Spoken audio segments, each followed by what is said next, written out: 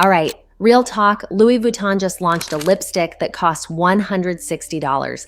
And industry insiders who've actually worked on cosmetic formulation say the raw materials and manufacturing for a lipstick like that typically run somewhere between $2 and $5, even for a genuinely premium formula. Let that sit for a second, because we're not talking about some sketchy off-brand markup here. This is happening across basically the entire luxury beauty industry. The standard retail markup on cosmetics sits around 10 times the actual production cost, and lipstick specifically is one of the worst offenders in the whole category. So today we're actually breaking down where that money goes, because it's genuinely not the formula. It's not some rare ingredient hiding inside the bullet. It's something else entirely. And once you see the real breakdown, you're going to look at every prestige lipstick counter completely differently. Let's get into it. The actual cost breakdown. Here's what a real cost breakdown looks like. According to industry reporting on lipstick manufacturing, a typical $35 luxury lipstick costs somewhere around $2.50 to actually produce. And when you break that number down further, the ingredients themselves run about $1. The components, meaning the actual tube and any brush or applicator, cost around 70 cents, assembly runs about 38 cents, and shipping adds roughly a dime on top of that. Leah Fredrickson, the founder of a beauty brand called Stowaway that actually publishes its cost breakdowns publicly, has said flat out that lipstick is one of the most expensive products to manufacture across the entire industry, and even accounting for that, her own miniature lipstick costs her company around $2.48 to make, give or take 20 cents depending on the batch and the specific pigment used. Pigment cost is actually a real variable here too. Certain colors genuinely cost more to produce than others. Browns tend to run cheaper, while more vibrant or unusual shades can add up to 50 cents more per unit just in raw pigment alone, which is a genuinely interesting detail most people never think about when they're picking a shade at the counter. So even at the higher end of production estimates, you're looking at somewhere between $2 and $5 to actually make a lipstick, formula, tube, and all, no matter whether it's sitting at a drugstore or inside a glass case at a department store counter. That gap between $2 and $160 isn't formulation science, it's something else entirely, and that's exactly what we're getting into next. Where the money actually goes. All right, so if it's not the formula, where's all that money actually going? And this is honestly the part that made me sit back a little while researching this whole thing. Fredrickson put it pretty bluntly in an interview a while back, saying that cosmetics get marked up so heavily because a lot of these big companies aren't purely in the business of selling great makeup. They're in the broader lifestyle and brand business. And because cosmetics are genuinely so cheap to produce, that 90% profit margin ends up subsidizing everything else the company does. Think about that for a second. Your lipstick is often quietly funding things that have nothing to do with lipstick at all: expensive brand campaigns, celebrity ambassador deals, runway shows, and in some cases, entire unprofitable clothing lines sitting under the same parent company umbrella that needs something else to carry the financial weight. The standard industry math backs this up too. The general rule for beauty pricing is that your manufacturer's suggested retail price needs to sit somewhere between 4 and 8 times your total factory cost just to cover normal business overhead.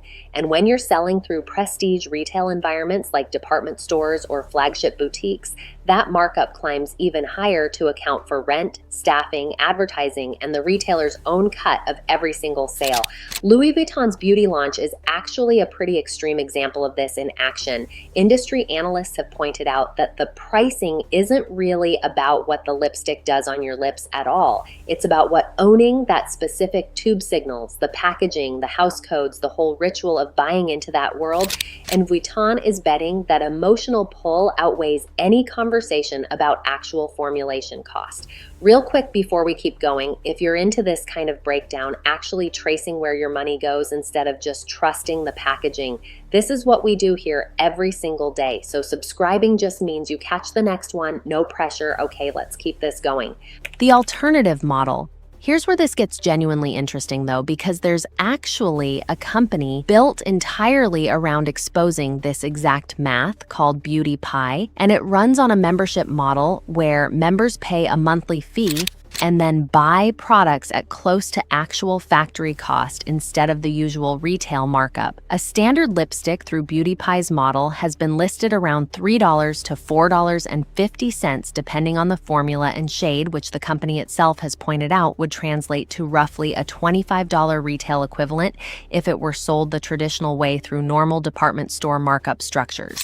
That's a genuinely wild comparison when you put it side by side with something like a Louis Vuitton lipstick. You're talking about production costs landing in a remarkably similar range, $2 to $5 either way. The entire difference between a $25 equivalent and a $160 price tag comes down to brand positioning, retail environment, and marketing spend, not the actual lipstick sitting inside the tube. This whole membership model exists specifically because a handful of industry insiders got tired of watching that gap grow year after year and decided to build a business around transparency instead of markup, letting customers see exactly what they're actually paying for instead of guessing. The ownership context. Here's the piece that ties this whole thing together. Louis Vuitton belongs to LVMH, the massive luxury conglomerate that also owns Dior, Givenchy, and Sephora itself. And when a company that size launches a beauty product, the pricing isn't really being decided in a vacuum. It's positioned specifically against the rest of that luxury portfolio, sitting next to handbags and fragrances that already carry that same kind of extreme markup as a baseline expectation. That's honestly the core of the whole thing. Luxury beauty pricing often has very little to do with the actual product category it's competing against, and everything to do with the luxury fashion category it's trying to belong to. Instead, a lipstick priced next to a designer bag starts feeling like a bargain, even at $160, which is exactly the psychological trick these companies are banking on. All right, so let's run this whole thing back real quick. Most lipsticks genuinely cost somewhere between $2 and $5 to actually produce, formula, tube, and packaging included, no matter where they end up being sold. The markup on cosmetics runs around 10 times production cost as a general industry standard, and that number climbs even higher once you factor in prestige retail environments and marketing spend. A huge chunk of what you're paying isn't going toward better ingredients at all. It's subsidizing brand campaigns, ambassador deals, and sometimes entire other unprofitable product categories under the same parent company. And alternative models like Beauty Pie prove the math pretty clearly, selling comparable products at close to actual cost instead of the usual retail markup most of us have just accepted as normal. Here's my honest takeaway, y'all. None of this means prestige lipstick is automatically bad. Some formulas genuinely do feel nicer going on, but the price gap between a $2 production cost and a $160 retail tag was never really about the lipstick itself. It's about everything wrapped around it. Tell me in the comments, does knowing this actual math change how you feel about splurging on a prestige lipstick? And which brand do you think has the biggest gap between hype and actual formula? Because I read every single comment down there.